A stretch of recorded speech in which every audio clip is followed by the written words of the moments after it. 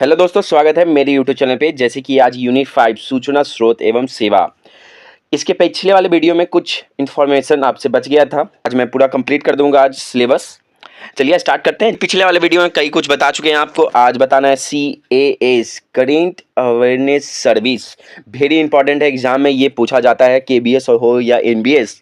और बिहार लाइब्रेरियन में संभावना है कि इसके बारे में आपसे विस्तार से समझा पूछ सकता है। सामयिक अभिज्ञता सेवा वर्तमान समय में साहित्य इतनी तीव्रता के साथ प्रकाशित होने लगा है कि शोधकर्ताओं और वैज्ञानिक को अपनी आवश्यकता की सामग्री को खोजने में काफ़ी समय लगने लगा।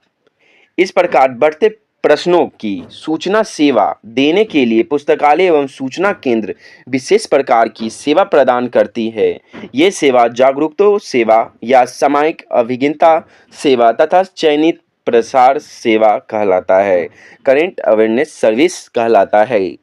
क्योंकि आजकल तो आप देख रहे होंगे लाइब्रेरी में डिजिटल बहुत ज़्यादा होने लगा है, तो इसी के माध्यम से आप लोग जितना सूचना प्रदान करना चाहते हैं उसको समय को बचाते समय लॉ 5 लॉ में चौथा लॉ क्या बताता है आपको? Save the time of the reader. और हाँ, ये क्वेश्चन आपसे लॉ में भी पूछा जा सकता है कि करेंट अवेयरनेस सर्विस का किस लॉ में ये रहता है। वेरी इंपॉर्टेंट चीज़, रंगनाथन के अनुसार CS को क्या बोला जाता है? CS को अवेयरनेस सर्विस पाठक को उसके विशिष्ट विषय तथा संबंधित अन्य विषयों की नवीनतम सूचना शीघ्रतापूर्वक प्रदान करने का प्रयास करता है करेंट अवेयरनेस सर्विस। क्या है, आप बात को समझ रहे हैं? तो लाइक जरूर कीजिएगा, कमेंट भी कीजिए कैसा लग रहा वीडियो। मैं मैराथन क्लास लाने वाला हूं बिहार स्पेशल लाइब्रेरियन के लिए। चलिए, types CS current awareness service को प्रदान की जाती है विषय वस्तु पत्रिका, तो जर्नल, जैसे कि देख रहे हैं आप, अनुसंधान प्रगति बुलेटिन, ये सारा कुछ CS करेंट अवेयरनेस सर्विस में आता है। जैसे कि नोटिफिकेशन, समय समय पर प्रत्येक विषय के क्षेत्र में सम्मेलनों, कार्यक्रम आदि गतिविधि का आयोजन किया जाता है जो नवीन ज्ञान की उत्पत्ति हेतु अत्यंत ही महत्वपूर्ण होता है। तो इस तरह के सेवाओं के मध्य से किसी विषय क्षेत्र में आयोजित होने वाले सम्मेलन कार्यक्रम से उपयोग के अवगत कराया जाता है। करेंट अवेयरनेस सर्विस आप समझ गए हो तो नोट डाउन जरूर कर लीजिएगा। चलिए, SDI selective decimal of information, चयनात्मक सूचना प्रसार सेवा। ये क्वेश्चन खासतौर पे जो बच्चे अभी बिलिस कर रहे हैं तो वो उनके लिए ही ज़्यादा फायदामंद होगा, क्योंकि वो उनको एग्जाम में लिखना पड़ता होगा। तो इसके बारे में जानते हैं, SDI के बारे में। कंप्यूटर के उद्भव और विकास के पूर्व सभी प्रकार के सामयिक जागरूकता सेवा हस्तचालित रूप में संचालित किया जाता था। 60 के दशक में कंप्यूटर के आगमन के पश्चात मानवीय गतिविधि से पुस्तकालय एवं सूचना विज्ञान के अवधारणा एवं वस्तुनिष्ठ दृष्टिकोण संबंधित अन्य क्षेत्र की तरह ही पुस्तकालय और सूचना कार्य के लिए इसे अनुप्रयोग के प्रयास किए गए। चलिए, SDI के बारे में कुछ विस्तार से समझते हैं। SDI के बारे में HP लुहान के द्वारा क्या कहा जाता है? 1961 ईस्वी में सामयिक जागरूकता सेवा के लिए कंप्यूटर उपयोगी विधि का प्रस्ताव रखा और इसका नामकरण चयनित सूचना सेलेक्टिव डेसिमल इंफॉर्मेशन रखा। इंपॉर्टेंट है, ये नोट डाउन कर लीजिएगा, ये पूछा जाएगा कि कब आया, तो 1961 ईस्वी में किया गया। सूचना सेवा एलिमेंट, चयनात्मक सूचना प्रसार सेवा निम्नलिखित घटक या तत्व हो सकते हैं। देख सकते हैं, document database, user profile, notification हुआ या फीडबैक हुआ, ये सब इत्यादि बहुत सारे कुछ आते हैं। तो इसको नोट डाउन जरूर कर लीजिएगा, एग्जाम में हो सके तो आपसे पूछा जाए।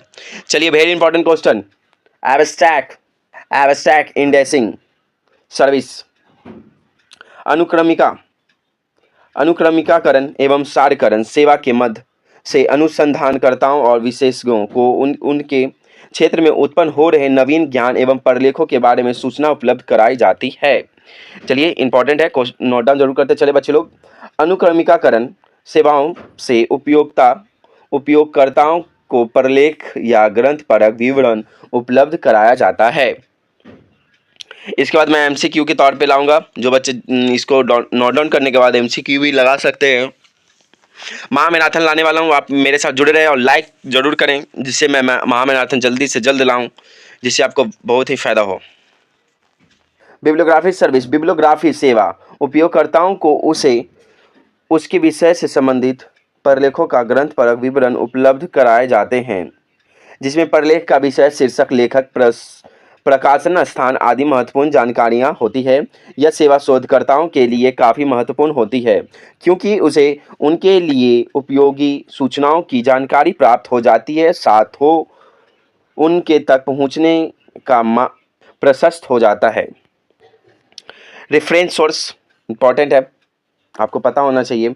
रेफरेंस सोर्स पुस्तकालय में पुस्तकालय के अलावा पत्रिका, एलिमेंट, पाठ सामग्री आदि कई तरह के पाठ सामग्रियाँ को संकलन होता है। पाठक के सेवा के लिए पुस्तकालय एवं सूचना केंद्र में मौजूदा पुस्तकालय को दो भागों में बांटा जा सकता है, एक समान और दूसरा संदर्भ ग्रंथ।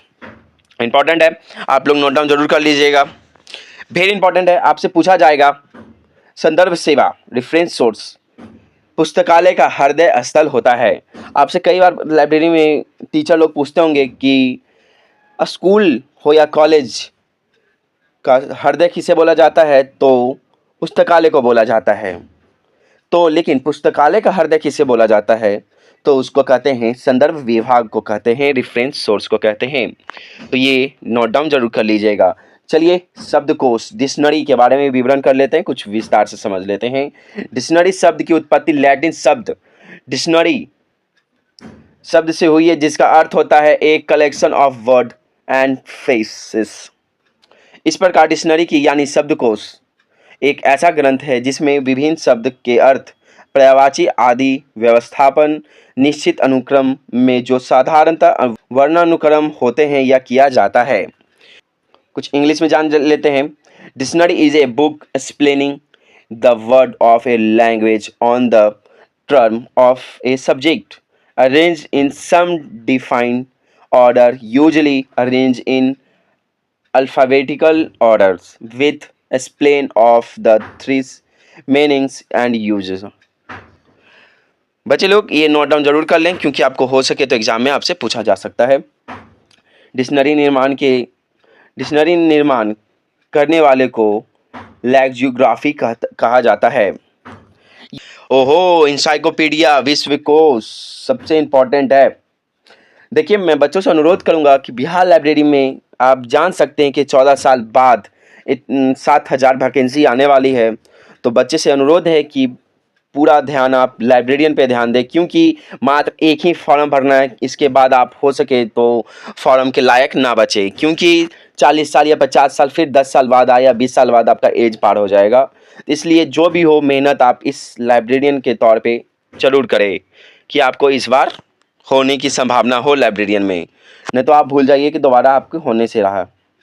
इंसाइक्लोपीडिया या विश्वकोश एक ऐसा ग्रंथ है जिसमें ज्ञान जगत के समस्त प्रचलित विषय पर वर्णानुक्रम में आलेख प्रस्तुत किए जाते हैं, जो व्याख्यात्मक, संख्यात्मक आदि रूपों में होता है। इंसाइक्लोपीडिया को दो भागों में से ज़्यादातर जाना जाता है। समान विश्वकोश को इंसाइक्लोपीडिया एक अमेरिका है, इंसाइक्लोपीडिया एक ब्रिटेनिका है। समान विश्वकोश एक ऐसा ग्रंथ है जिसमें समान विषयों का परिभाषा और संक्षिप्त विवरण दिए गए हैं और साधारणतः इसका वर्णानुक्रम व्यवस्थापन किया जाता है, जैसे कि इंसाइक्लोपीडिया अमेरिका और इंसाइक्लोपीडिया ब्रिटेन का आदि कई होते हैं, जैसे ज़्यादातर इसको आपको पढ़ना पड़ेगा, ये एग्जाम में पूछा जाता है आपसे। विशिष्ट विषय, विशिष्ट शब्दकोश एक ऐसा ग्रंथ है जिसमें किसी विशिष्ट विषयों की परिभाषा और संक्षिप्त विवरण दिए गए होते हैं और साधारणतः इसका वर्णानुक्रम वर्गीकृत क्रम में व्यवस्थापन किया जाता है, जैसे encyclopedia of library and information science. तो आप देख सकते हैं MC grow hills encyclopedia of science and technology आदि। चलिए इंसाइक्लोपीडिया ब्रिटेनिका के बारे में कुछ विस्तार से समझते हैं, क्योंकि हर बार एग्जाम में पूछा जाता है, तो हो सके तो बिहार लाइब्रेरियन में पूछने की संभावना हो। इसका प्रथम प्रकाशन 1771 ईस्वी में किया गया था और ये तीन खंडों में विभाजित हुआ था और स्कॉटलैंड की राजधानी एडिनबर्ग में हुआ था। और कब हुआ था? 1971 में। इस अंतिम बार मुद्रित स्वरूप में 2010 में प्रकाशित किया गया था और जो इसका 15वां संस्करण और अंतिम मुद्रित संस्करण 32 खंडों में प्रकाशित किया गया, जो 3 भागों में बांटा गया, माइक्रोपीडिया, मैक्रोपीडिया और प्रोपीडिया। ये पूछता है आपसे एग्जाम में, तो आप ध्यानपूर्वक इसको नोट डाउन जरूर कर लीजिएगा। माइक्रोपीडिया 13 खंडों में प्रकाशित है, जिसमें संक्षिप्त रूप से ज्ञान जगत के विषय का वर्णन होता है एवं इसका उपयोग रेडी रेफरेंस सोर्स के रूप में किया जाता है। मैक्रोपीडिया 18 खंडों में प्रकाशित है और प्रोपीडिया 1 खंडों में, तो दोनों मिला के 32 खंड होते हैं, तीनों को मिलाकर। तो ध्यानपूर्वक नोट डाउन जरूर कर ले। मार्च 2012 में इसका प्रिंट संस्करण का प्रकाशन बंद कर दिया गया और अब इसका सिर्फ डिजिटल संस्करण उपलब्ध होगा। चलिए, थैंक यू फॉर वॉचिंग, और लाइक ज़रूर करें बच्चे लोग, जिससे हमको हौसला मिले, और सब्सक्राइब भी ज़रूर करें। धन्यवाद। फिर मिलते हैं नेक्स्ट वीडियो के साथ, महामैराथन के साथ।